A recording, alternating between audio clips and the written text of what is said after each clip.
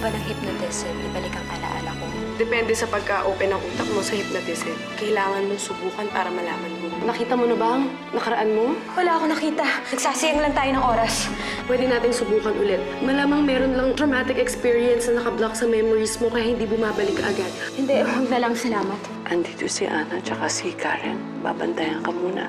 Babalik ako agad, ha? Kumusta naman ho si Uncle? May developments na ho ba? Oo, yung nagigising siya, parang may importante siyang gustong sabihin sa amin. Eh sabi ng doctor, that's a good sign. Very motivated daw siya. So madali siya makaka-recover.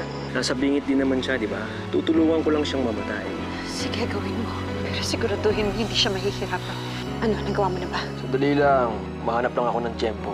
Wala nang oras. Gawin mo na. Ngayon na. Huwag mo nang patagalin pa.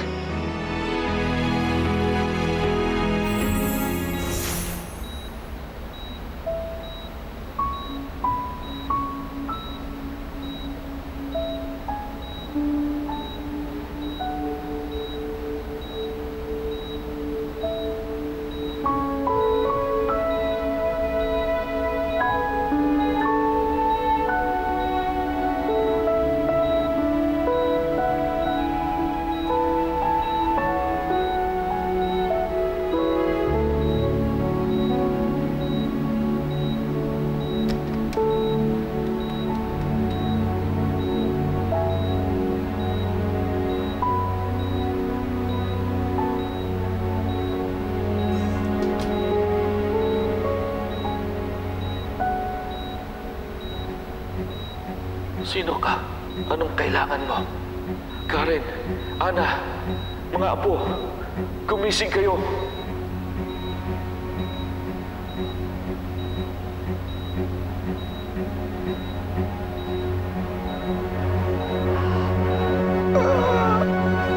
Alice, sandali. Ano nangyari? Ano nakita mo? Uy! Wala. Wala akong nakita.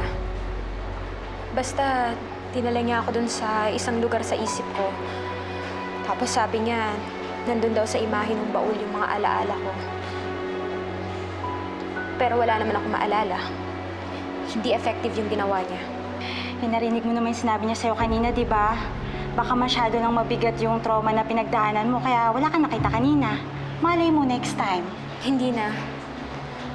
Hanap na lang ako ng ibang paraan para bumalik yung alaala ko. Pero kung hindi effective, ba't sumigaw ka kanina? Kasi ang daming tubig na lumalabas dun sa baul. Tapos, nakita ko yung sarili ko sa loob ng baul. Nakakatakot para akong nalulunod. Teka, di ba sa lumubog na barko na yun nawala yung alaala mo? Oo. Pero yun lang naman yung naalala ko eh.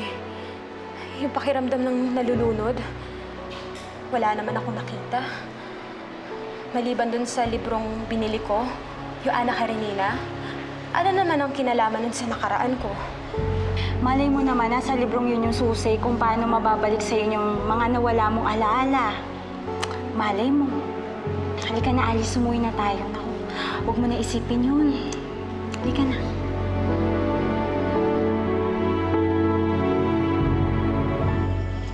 Dad, I tried talking to Carla, pero ayaw niya talaga eh. Galit na galit siya sa akin, sa atin. Sa akin na lang siya magalit eh. Wala ka namang kasalanan dito. Hindi ko rin naman po masisisi si Carla eh. Mahirap din talaga tanggapin yung sitwasyon niya ngayon. And she never really liked any of us. Tapos ngayon malalaman pa niya kapatid niya ako. Well, sana maayos na lahat. Sana mapatawad niya rin ako gaya ng ginawa mo. In time po. Lahat naman ng sugat gumagaling eh. Lahat ng tao nakaka-recover sa sakit.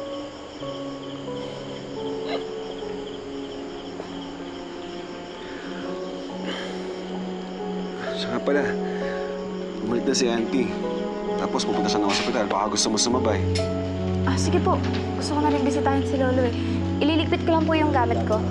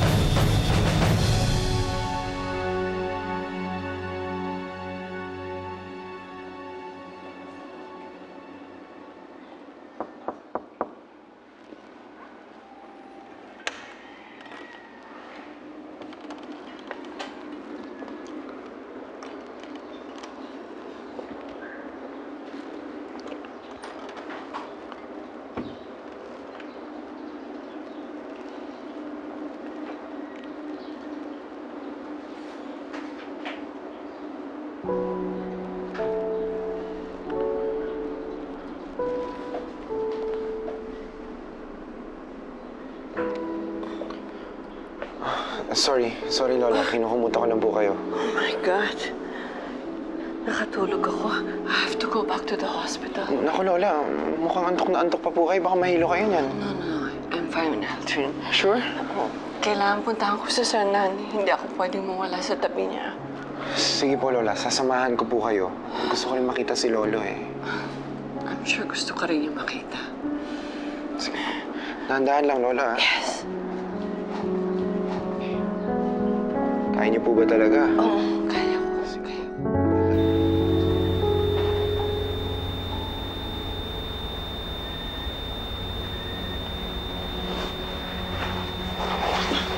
Lo?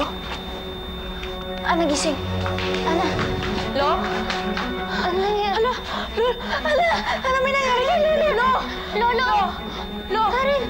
Ano may nangyari sa kanya? Tumawag ka ng doktor! Dali! Tumawag ka ng tulong! Lo! Lo! Lo, magsalita kayo, Lo! Lo, tumingin kayo sa akin, Lo! Lo! Ana, bilis! Lolo! Lolo! Lolo! Lolo! Lolo! Lolo, gising! Lolo! Lolo! Lola, sabi nga pala ni Daddy nakaka-recover na si Lolo. Sana nga magtuloy-tuloy na yung recovery niya eh. Pero may estimate kayo mga doktor kung gaano katagal magiging 100% si Lolo. Well, depende daw. It could take a week, a few months, maybe even a year. But it could only get better from here. I'm sure matutuwa po si Lolo kapag nakita niyang dinadalaw siya ng mga mahal niya sa buhay. Oh, yes. I'm very positive. Everything will go back to normal. Salamat, Berta.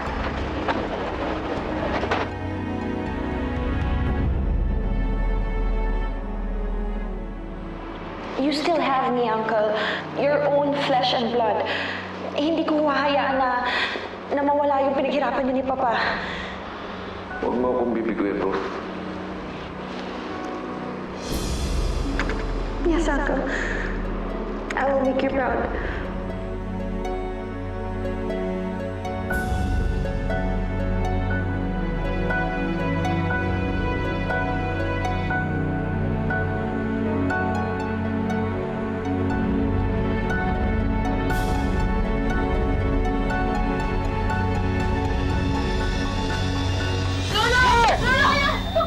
Give me 200.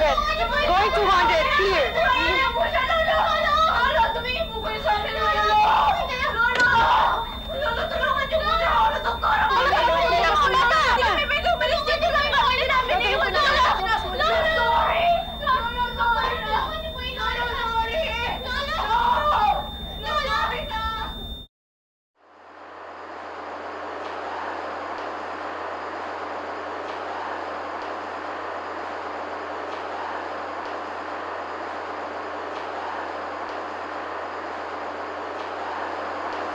I'm so sorry, Uncle.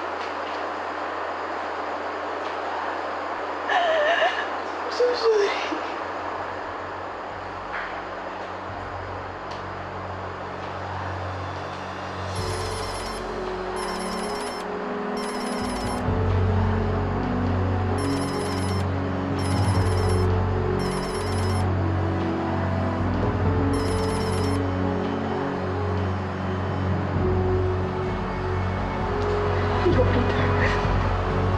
Nagawa ko na.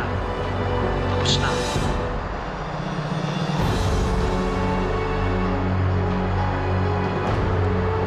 Kita na lang tayo para sa bayan.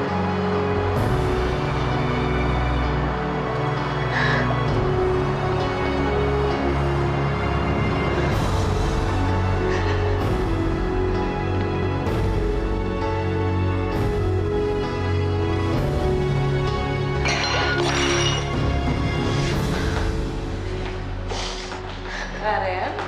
Ana? Bakit nandito kayo sa labas? Nasaan ang lolo sir ninyo, ha? Bakit? Ano nangyari? Lola. Lola, si Lolo po kasi. Lola, nakatulog po kasi kami. Tapos po pagising namin, naka-flatline na po si Lolo. Ha? Nasaan na si Sanan? Nire-revive na po siya ng mga doktor, Lola. My God! My husband! Lola! Anong ginawa niyo kay Lolo? Hindi na nakatulog kami. Tapos pagising namin, di na humihinga si Lolo. Eh bakit kasi kayong dalawa natulog? Di ba dapat binabantayan niyo siya? Anong klaseng mga bantay kayo? Iwan lang kayo saglit, nagkaganyan na? Naman. Hinawag mo naman kaming sisihin. Hindi naman namin gusto yung nangyari. Ana, kaya nga kayo nandito eh. Babantayan niyo siya. Ibig sabihin kayo yung in charge. Kapag namatay si Lolo, kayong dalawa ang sisisihin ko. Nina, wala nga kaming ginawa. Yun na nga, Karen eh! Wala kayong ginawa. Dapat nga kayo yung nagbabantay kay Lolo. Kung wala kayong silbi, magsiuwi na nga kayo. Basta kayo. Umuwi na kayo!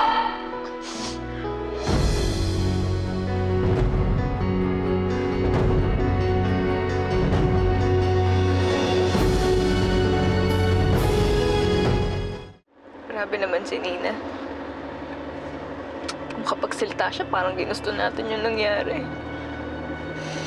Totoo naman kasi yung sinabi niya, Karen. Kung hindi sana tayo natulog, walang mangyayaring masama kay Lolo. Karen, natatakot ako. Natatakot ako, Karen. Pag may nangyaring masama kay Lolo, hindi ko mapapatawad yung sarili ko. Lalong-lalo na ako, Ana. Mahal na mahal ko si Lolo. Kahit hindi niya ako tunay na apo, minahal niya pa rin ako. At hindi ko na kaya mawalan ulit ng taong mahal ko. Hindi ko kakayanin mawala si Lolo.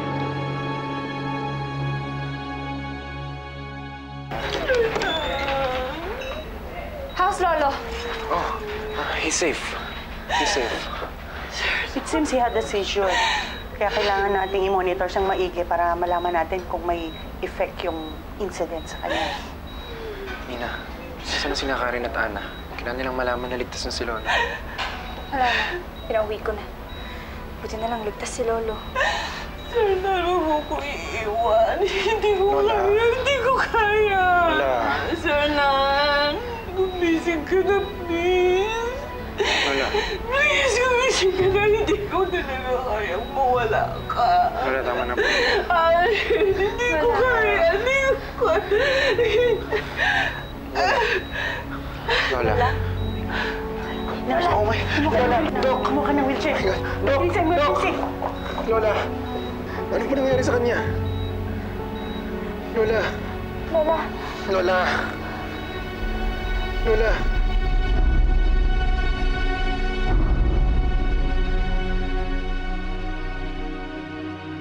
What do you mean he's alive? Akala ko okay na. Flatline na siya nung iniiwan ko siya. Mali ko ba mabubuhay pa siya? I should have known na papalpak ka na naman. Hindi ko na nasagat dahil magigising yung Karen. Kung wala doon yung mga apo, di sana solve na yung problema natin. Eh, paano ngayon yan? Kailan ka ba makakakuha ulit ng tiyempo? Narinig ko ang doktor. Critical ang kondisyon niya. Malay mo, patuluyan na siya. Cannot leave anything by chance. Umalis ka na dyan. Mahirap na. Tatawagan na lang kita ulit pag nakaisip na ako ng ibang plano. Sino yung kausap mo? Sino yun? Problems at work. Yung mga investors nag-aalboroto dahil nalaman nila yung nangyari kay Uncle. Inaayos ko lang. May nangyari kasi sa ospital eh. Si Uncle daw nagka-seizure tapos si Auntie nag-collapse sa sobrang stress. Oh my God. Really? Oh, pero okay na si Uncle tapos si Auntie nagpapahinga na. Pero kailangan ko pumunta sa ospital to check. Ano, gusto mo sumama? Sige, mauna ka na lang. Susunod na lang ako. Go.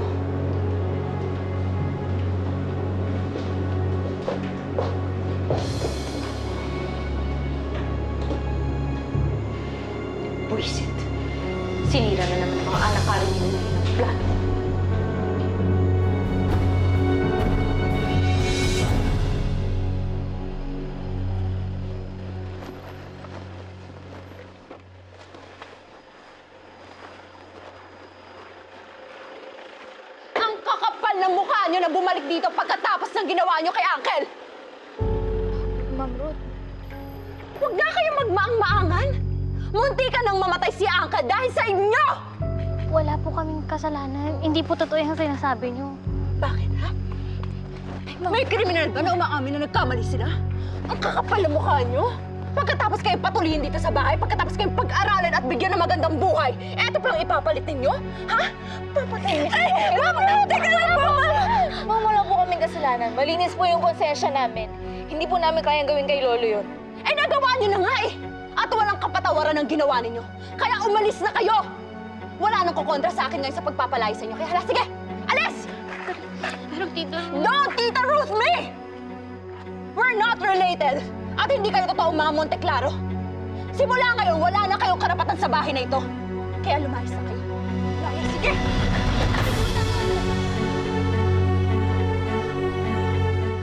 Guard! Ma'am. Buksan niyo yung gate na yan! Ma'am, totoo bang palalayasin niyo sila? Mukha ba ako nagbibiro? Maawa na po kayo sa amin. Wala po kaming ibang pupuntahan.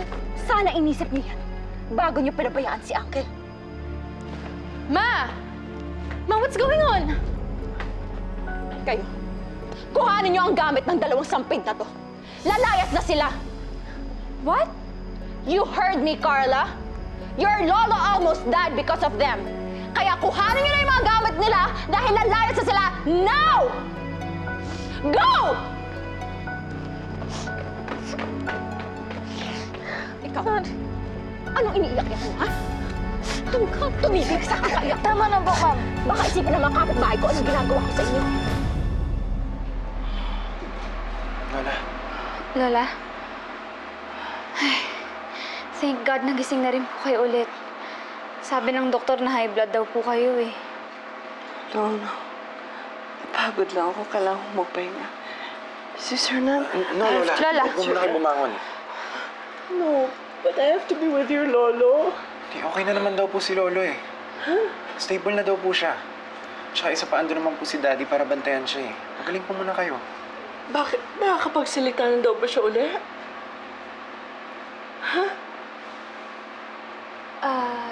Lola, Ano sabi ng doktor? hindi pa kasi nagigising si Lolo eh. Sabi ng doktor, he's in a coma right now. Oh my God! Oh my God! No! Oh my God! Kasalanan to ni Ana at Karen eh. Kung di naman sila nagpabaya, di sana okay pa rin si Lolo ngayon. Pwede bang huwag ka manisi? I'm sure hindi nila ginusto yung nangyari.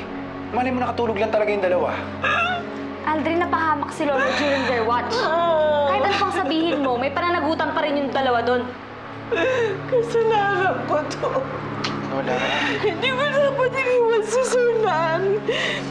Responsibilidad ko siya, hindi ko siya pinabayaan. Dapat na ando lang ako sa tabi niya. Kasalanan ko lahat ito. Lola, please don't cry. Hindi po kayo pwedeng ma-stress eh. nagagaling po si Lolo, ha?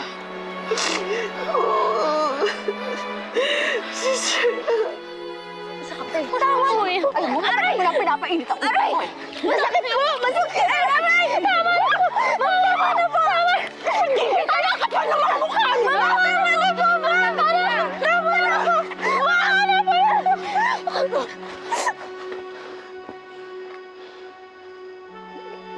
Manang Berta, Ma'am, itapon niyo na yung gamit nila sa labas.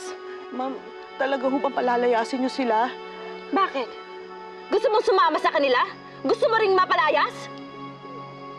Yun naman pala eh! Kayo! Kuhanin niyo na yung mga gamit ninyo! Gusto niyo kalagkarin ko pa kayo? Bilis! Ma'am! Yung bag mo. Akin na yung bag mo.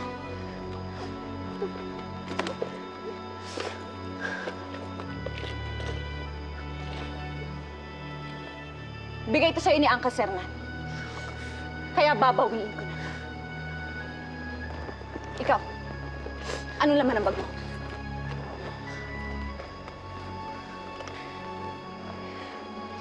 Ito po. Galing mo kay Lola Carmela. Cellphone mo nasaan? Naiwan ko po sa taas. Good. At huwag na huwag mo nang babalikan yan. Dahil lahat ng mga binigay sa inyo ni Auntie at Uncle, binabawi ko na. Hindi na kayo welcome sa pamamahay na ito. Naiintindihan nyo? Layas! Layas! Sige! Alis!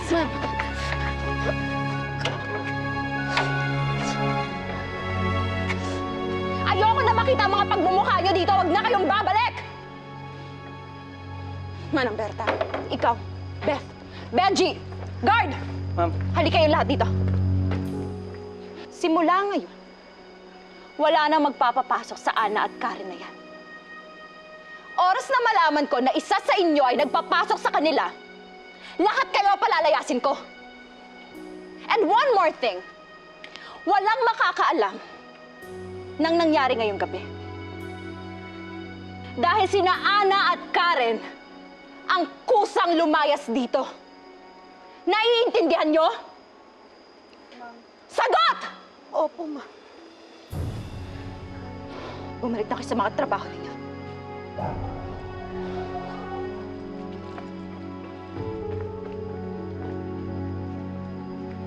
Ma, paano pag nalaman nila na pinalayas mo yung dalawang yun?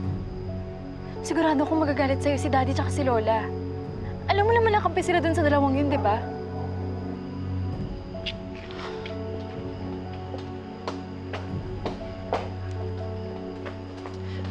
Bingi ka ba? Hindi mo ba narinig yung sinabi ko kanina? Di ba ang sabi ko, kapag may nagtanong, sila ang kusang lumayas. Hindi ko sila pinalayas. And do you think na maniniwala sila doon, Ma? Carla, it's our word against theirs. So we just have to stick to our story. Ikaw na maghawak niyan. Magbibihis lang ako. Saan ka pupunta, Ma? Sa hospital. I'm gonna make sure na hindi makakapagsumbong yung dalawang yan. At sisiguraduhin ko that they'll be out of our lives for good.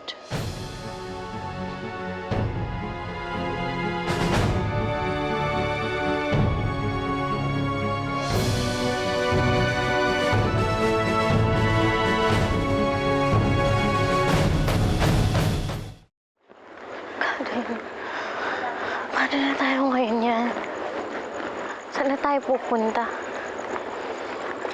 Alam mo, kailangan malaman ni Nina yung ginawa sa atin ni Tita Ruth eh. Pati si Nina galit sa atin, Ana. Sinisisi niya tayo sa nangyari kay Lolo. Dapat si Lola ang tawagan natin. Dahil siya, sigurado hindi siya papayag na magpalayas tayo. Pero Karen, paano natin tatawagan si Lola? Eh, di ba ang kinuha yung cellphone natin?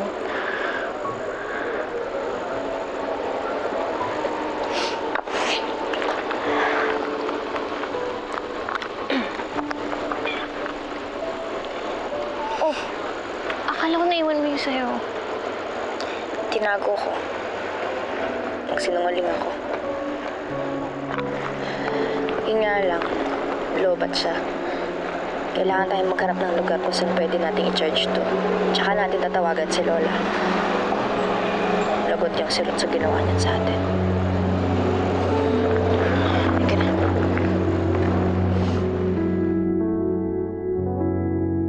Mom! Outside. Mom, Where's Auntie? si Auntie nasa kwarto nagpapahinga. Si Uncle naman dinala sa ICU para mamonitor na mabuti.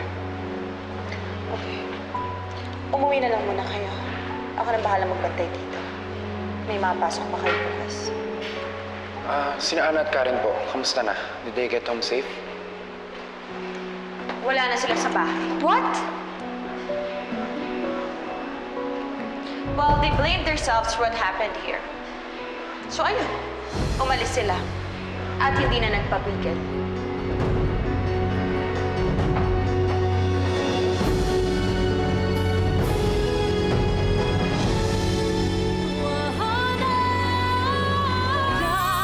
Si Ana tsaka si Karen, bakit mo sila nalang lumayas? Eh, sir, pinalayas mo sila ni Ma'am Ruth. Bakit mo pinalayas yung mga bata? What? Sinasabi mo lumayas sila. Sabi nung guide ikaw daw nagpalayas sa kanila. Saan naman sila pupunta? Eh si Ana nasa probinsya na yung nanay niya, tapos si Karen wala namang ibang uuwian mo. Didi! Kung okay lang, pwede bang dyan muna kami sa inyo ni Karen? Oo naman, ikaw pa.